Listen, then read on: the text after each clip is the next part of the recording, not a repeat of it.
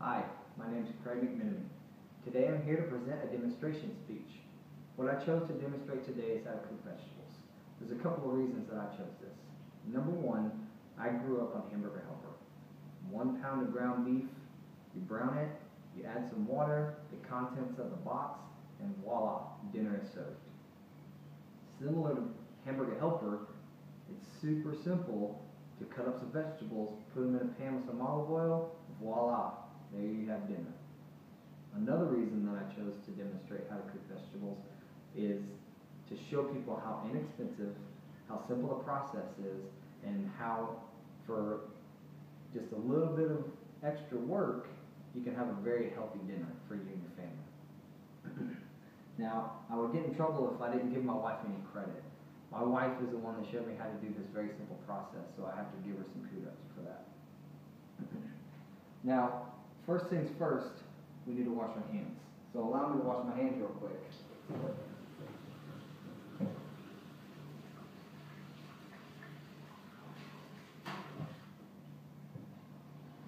Now, you can't ever be too careful whenever you're cooking food and going to use the equipment and utensils for cooking. So you always want to wash your hands first, right?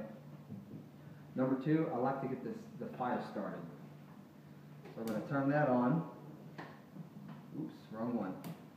Turn that on. We're going to let the pan get hot. Now the reason I do this is, number one, if you just dump in the vegetables in here and then turn the fire on, then there's a chance that the vegetables and the chicken or whatever else that you have in here that you're cooking in the pan will actually get stuck to the pan, right? So we're going to turn that down on pretty low. That way it just gets warm and not too hot, okay? Next, I'm going to show you some of the stuff we're going to need today. Simple: spatula, knife. I've got my cutting board. I already mentioned it, but I've got olive oil, and then for my choice of seasoning, I choose garlics and sea salt mixed in together. Now today what I chose is a yellow pepper, a carrot, and a sweet potato.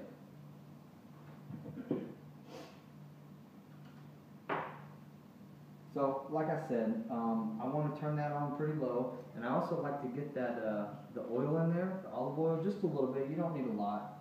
And like I said, my wife actually showed me how to do this, and what I would do, and I like to think that most guys would do this, is I just dumped it on. It's not frying, it's not cooking fast enough. My wife was like, take it easy, just a little bit, right? I can actually show you, that's all I got in there. That's it, okay? Once you get those veggies on there and they start stirring up and cooking up, it's going to take it all in. So what I like to do whenever I'm doing carrots and sweet potatoes is I like to cut off the ends, number one. Nobody wants to eat that. That's no good.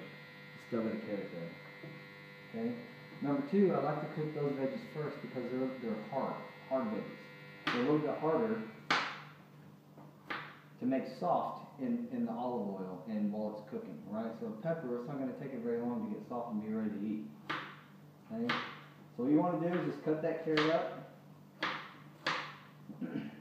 And you can make them into little circles. I just like to take it on the end, cut little circles off just like that. Right? You can make them thick, you can make them skinny. I like mine a little bit skinnier, so I'll do that, right? Now once I have those cut up, I'm just going to throw those right into the pan, just like that. Get them going, okay? Because like I mentioned already, it takes them a little bit. It takes it a little bit for these and the sweet potatoes to get warmed up and to soften up. Now, sweet potatoes and some of those hard vegetables, some people like them to be a little bit hard. I prefer them to be a little bit softer. Either way is fine. It's just your preference. Another preference that people like to do is some people like to peel out on the outside of the potato.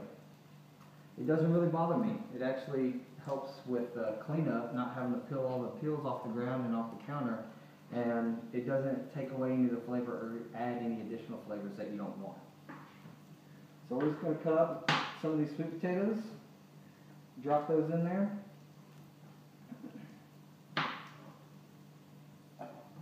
Okay? And as I'm going, I like to just move it around a little bit, right? That way each little vegetable, and each piece of each vegetable is going to get its turn inside the hot pan.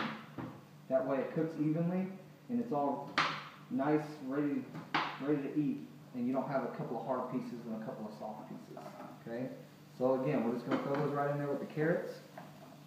Let those get cooking already and soften up, because once I get the pepper in there, it's not going to take very long for the pepper to get soft and be ready to eat. Okay? So as that's going, I'm just going to add a little bit of garlic and sea salt, right? Just right into the pan, just like that. Okay? Stir it up. Make sure each vegetable is getting a little bit of taste of that garlic salt and sea salt. Flatten it out a little bit. That may be my OCD, but I like to flatten it out and have it kind of fill in the whole pan. There's no like gaps, right? When my wife cooks, there's a little circle here and a gap here and a space here, and it drives me nuts. Alright, so now we've got some carrots, we've got some sweet potatoes. Move on to the pepper. Now, another thing that I like to do whenever I'm cooking is I like to treat this time as a kind of a relaxing, kind of chill out time, right? I forget about the day, I forget about my work, I try and just focus on what I'm doing. I usually have a little bit of background music going, country music for those Texas fans, maybe some blues just to kind of chill out. And I just try to just take it all in and just relax. This is actually one of the best times of the day for me. So, alright, we got a couple of peppers cut up. Now, another thing I like to do is I like to buy vegetables in bulk, right? Like I mentioned, I got a couple of sweet potatoes, a couple of carrots, 3 peppers, and some zucchinis, and that has fed me for 3-4 days and only cost me $10-12, right? Oh, that's smelling good already. So, I can't stress enough how simple, how delicious, how good this is. And the good thing about buying vegetables in bulk is you can mix and match and see what you like the best, right? So there were a couple of days where I ate sweet potatoes, carrots, and zucchini. And the peppers, right? And I would mix between red, green, and yellow. And so this time you can see I've used up all my zucchini, right? It's because I like zucchini the best. So I would throw that in every single batch, where sometimes I would exclude the carrots, but then keep in the sweet potatoes, the peppers, and what am I forgetting? The zucchini, my favorite one. How could I do that? Okay, so now that these are going a little bit, they're starting to soften up a little bit, I'm actually just going to drop these peppers right in there on top of it. Okay, and you can hear it hit that olive oil in the hot pan. Stir it around a little bit, and I like garlic salt, so I'm going to add a little bit more, just like that. Again, when I first started doing this the first couple of times, you would take a bite of my vegetables and you would cough on it because there was a lot of garlic. Similar to the olive oil, I would just dump it on there because it didn't look like it was enough. But you have to give the potatoes and give the vegetables time to absorb all that flavor so you can enjoy it, right? There it goes. So a couple of tips, right? Excuse me. So as you can see, as I'm kind of cooking and going through it, I'll add the one veggie and I'll add the next, but in between cutting, I'll kind of stir them around. It's so similar to that OCD, mentality that I have, is trying to fill in the gaps, and I want every single piece of vegetable to get a little bit of olive oil to help it cook, and a little bit of garlic salt, right? I don't want all of it to sit up on the top, or some peppers sit up on top and some of them are down below, and the ones that are on the bottom are getting cooked and the ones on top aren't, right? So,